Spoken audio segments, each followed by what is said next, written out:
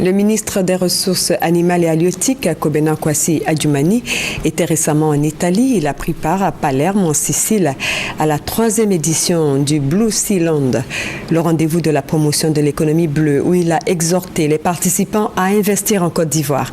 À Paris, où il s'est rendu par la suite, le ministre Adjumani a rencontré des industriels du thon. Le point avec Hugues Hervé-Blé. Dans la délégation accompagnant le ministre des Ressources animales et halieutiques, Kobena Kwasi Adjumani, des experts et des opérateurs économiques.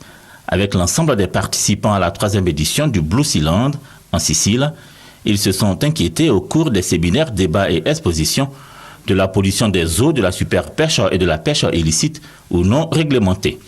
Tous ont plaidé pour la protection et la restauration de la biodiversité, pour des mers et des océans sains, soulignant qu'ils sont l'avenir de l'humanité. Participaient au Blue Sea Land les filières de l'agroalimentaire de la Sicile, des pays de la Méditerranée, de l'Afrique et du Moyen-Orient. Ils ont tous été conviés par le ministre des Ressources animales et halieutiques à venir investir en Côte d'Ivoire. Nous sommes venus avec des opérateurs économiques qui œuvrent inlassablement pour le développement de la pêche et de l'aquaculture en Côte d'Ivoire.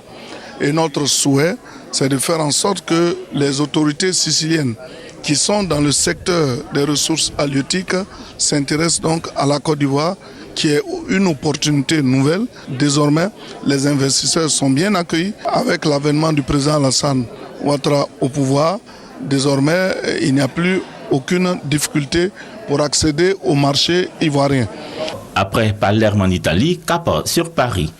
Sur l'agenda du ministre Kobena Kwasi Adjumani dans la capitale française, une rencontre avec les industriels du thon.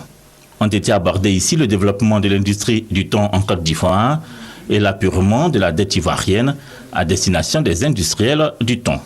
Les hôtes du ministre ont été rassurés sur l'engagement continu du gouvernement ivoirien qui est soucieux d'apporter des réponses adéquates à leurs différentes préoccupations.